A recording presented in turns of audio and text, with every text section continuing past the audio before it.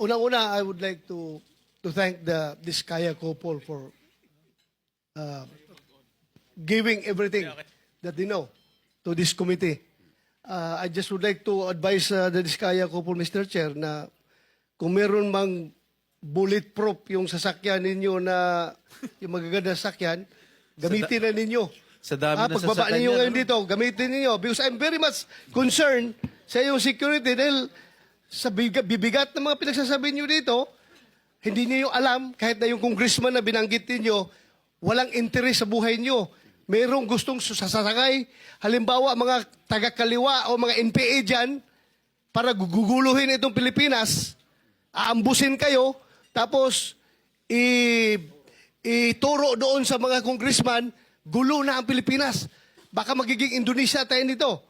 Kaya mag-ingat kayo, I advise you to take all the necessary precautionary measures as far as your safety is concerned. Ngayon, tanungin ko kayo, meron kayong sinabi na isang congressman o ilang congressman pinagsabi na kaya ganito kalaki ang SOP na hiningi namin sa inyo, 25% to 30%. Dahil hindi lang sa congressman ito, hindi lang ito sa akin, kundi binibigyan namin si Congressman Saldico at saka si Speaker. Alam ba niyo kung ilang porsyento dito napupunta kay Speaker, ilang porsyento napupunta kay Saldico sa 25% na ito? Wala po. Dahil ang narinig ko lang po ay para lang po kay Saldico at kay Speaker. Yun lang po narinig ko yung 25%. Pero wala na po akong idea sa iba.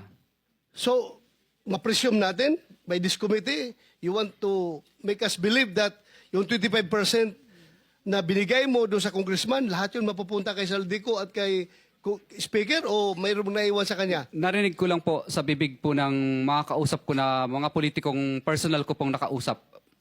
Kasi yan po ang lagi nilang pinagyayabang.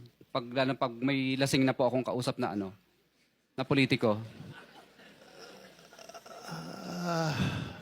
Siguro mo ito, dahil alam mo, Teka muna. this is not a laughing matter. Teka muna. This is not a laughing matter.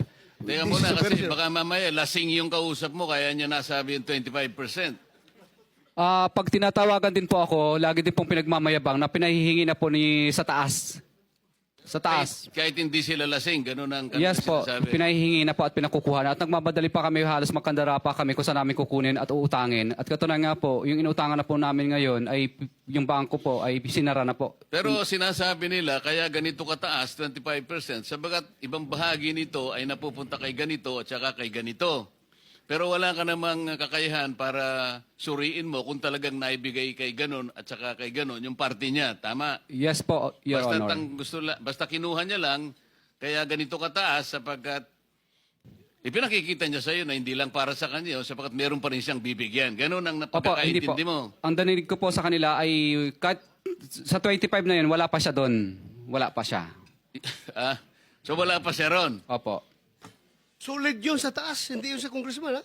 Yun po ang 25 mga narinig sa ko taas. madalas. Yun lang po ang narinig ko madalas. Kung ano lang po ang narinig ko na 25, wala pa daw sila doon. Wala Ibig sila sabihin, doon. Opo. Kay Speaker at kay Saldico lang yung 25? Yun po ang narinig ko lang. Imposible. Are you done, Senator? Meron ka ba pictures? Thank you, Mr. Chair. Thank you, thank you. Senator Sherwin. Hindi, one word. Meron ka ba litrato ng mga bagman nila? Pictures? Kadalasan po, CCTV? maingat po sila at ayaw nila. At syempre kami naman po ay ayaw po naming ma-intimidate naman po sila. Opo. Saka ayaw po nila, kadalasan po, syempre ang pagtatag po, kadalasan sa office o di kaya sa hotel, kinukuha. Pero kaya mo silang i-identify kung sakasakaling dumating sa pagkakataon na yon. Yes po, Your Lahat ng Honor. kumukuha para sa kanila, allegedly, kaya mo silang kilalanin, i-identify, sapagkat kilalang kilala mo sila. Yes po, Your Honor. Mr. Diskaya, sigurado ako i-deny yan ng mga pinangalanan nyo. No? Sigurado, 100%. Pero ba kayong iba pang mga ebidensya na magpapatunay na sila nga ang tumanggap, sila ang kausap nyo, tulad nga yung CCTV or meron bang mga deposit slip or merong mga any evidence na magpapatunay na itong mga pinangalanan nyo kanina totoo 'yon? Ledger lang po at saka yung parang voucher po yun. Opo. Pero hindi nila pinirmahan yun. For our records lang po yun. At pangalawa po, ang talagang tunay na panaka-ebidensya po ay talagang natuloy yung project. Kasi pag hindi ka po nagbigay, mutual terminated o di kaya right of way problem ang kakaharapin mo o di kaya mararanasan mo ang lahat ng hindi mo mararanasan tulad ng hindi ka makakolekta kasi protected po sila ng mga ano po. Pero ang congressman, wala naman silang kinalaman sa implementation ng project. Post-enactment yun eh. So hindi nila pwedeng sabihin may right of way problem ka, meron kang pwede nila i-terminate yung bidding. Ang pwede lang mag-terminate ng bidding ay yung district engineer. Pag tinanggal po nila si district engineer o di ka sa regional director, mamimili na lang po yung director at saka DE. Patanggal ka o sumunod ka sa Hindi pinagagawa nga, ko? ang congressman, hindi naman niya pwedeng pakialaman yung implementation ng project. Regional lang at district engineer. Opo, tama po. So Tama. paano niya papakancel yung project ninyo kung Ah. hindi niya kontrolado yung implementation? Ano po, tatawagan lang niya yung DE tsaka RD para singilin po. So ibig sabihin nito mga politiko, may control dito sa RD at DE. Siguro, 100% po. 100% yun. At sa pagkaalam mo, itong DE at RD na may control sila, meron ring kinukuha dito sa mga proyektong nabanggit mo, itong mga proyekto, itong mga politikong nabanggit mo. Itong DE at RD. Ano po, I invoke my rights po